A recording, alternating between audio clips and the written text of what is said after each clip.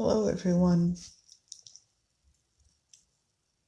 I've had a couple of requests this last week for a sleep meditation video. So we're going to run through a quick exercise, followed by a brief meditation. And the exercise starts with this idea of realizing how short life really is. Now, that may seem like a contradiction to talk about sleeping, because some people honestly feel as though they don't want to sleep because they don't want to miss one single moment of their lives. But the body obviously needs rest, not to mention just time to assimilate things that are happening in the world and in one's personal life as well, and time also for retrospection or introspection. So, to first calm the body and the mind, which operate together ideally, there's confusion about falsifying information about the neglect of sleep, and a question of what is resting, and what could be resting or restful for one person may or may not be at all restful for another person. So if you can, for a moment, just suspend any hypothesis that you have about sleep for a few moments, and just allow the curve of this conversation to move you in a slightly different perspective. And in order to do that, if you could, just hold an object, any ordinary object that you might see or have in your hand most every day. It could be your keys or your wallet. Maybe it's your favorite gem stone that you keep in your pocket close to your body.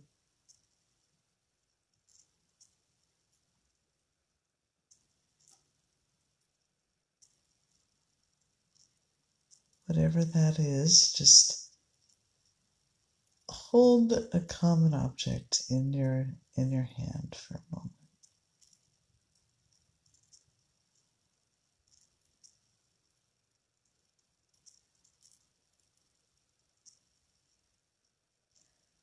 And as you do so, think about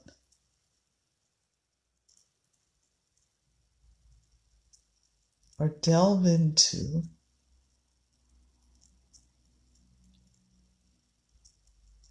all of the ways in which this object either enriches or distracts you in your life, one or both of those. Quite often, the three-dimensional objects in our lives have both qualities or both aspects. They can simultaneously be favorable, like having keys to a house or keys to a vehicle, for instance. That can be very beneficial. And then the flip side is there's a responsibility that comes with those things, either in terms of taxes or insurance or carrying over a quality of life or a standard of life into the choices that you make every day.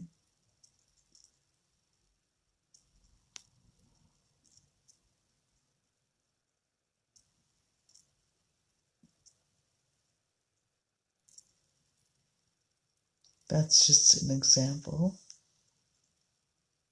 So as you're holding whatever this object is, think of the ways in which it, on the one hand, provides you a sense of freedom or mental exploration or fun or enjoyment.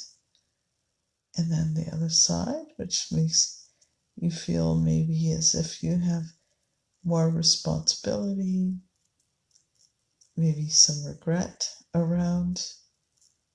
Maybe there's past memories associated with the object that need to be let go of. And it stirs the pot a little bit when you hold whatever this object is and think of all the intermingling of strings of people or events or conversations that go with that one object.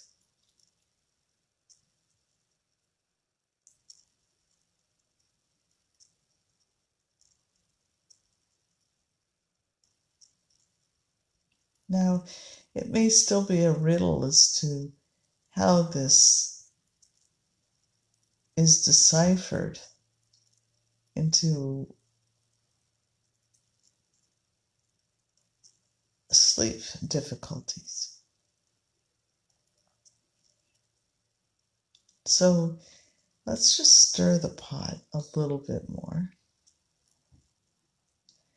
and imagine your life without that object or what's attached to that object, either memories or a place or a vehicle or whatever it is, responsibility or duty or service.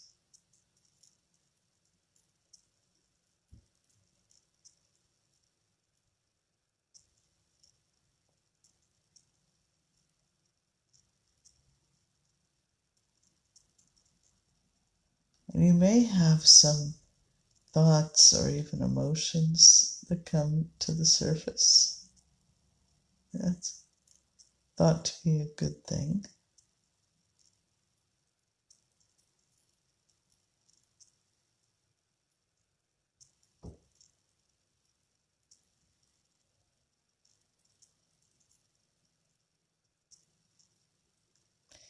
So rather than seeing those emotions, if they are coming to the surface, as a distraction,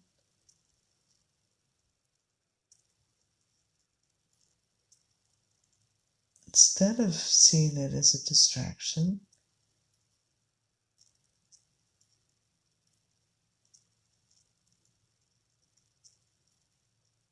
just enjoy sitting with those emotions as if it was a good friend or a small child.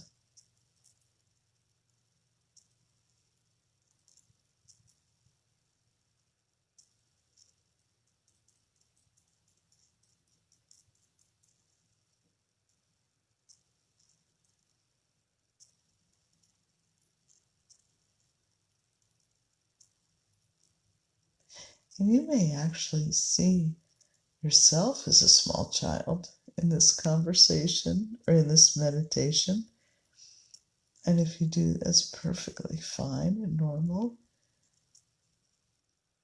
And you can imagine opening the doors to a personal conversation with that inner child within yourself.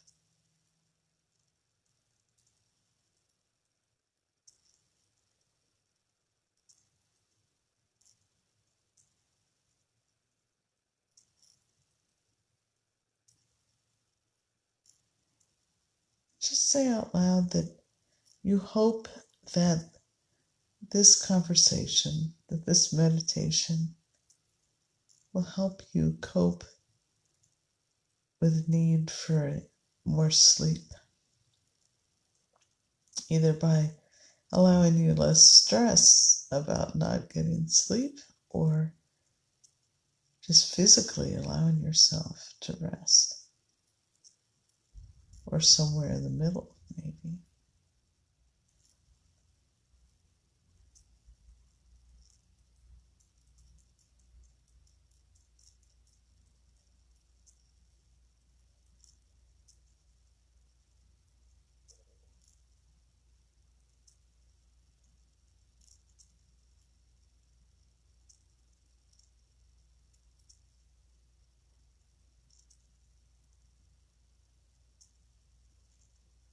So, holding space, deep breathing, relaxing, feeling the earth connect to your feet as you continue to breathe deeply in to your lungs. Exhale.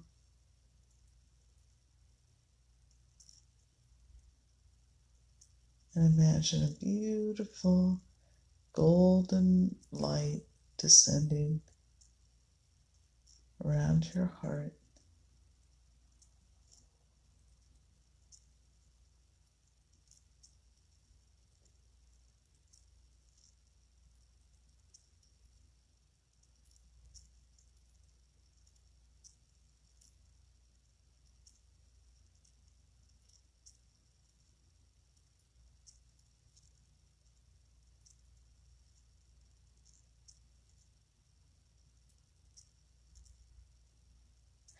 So that's part one, and we'll come back for part two.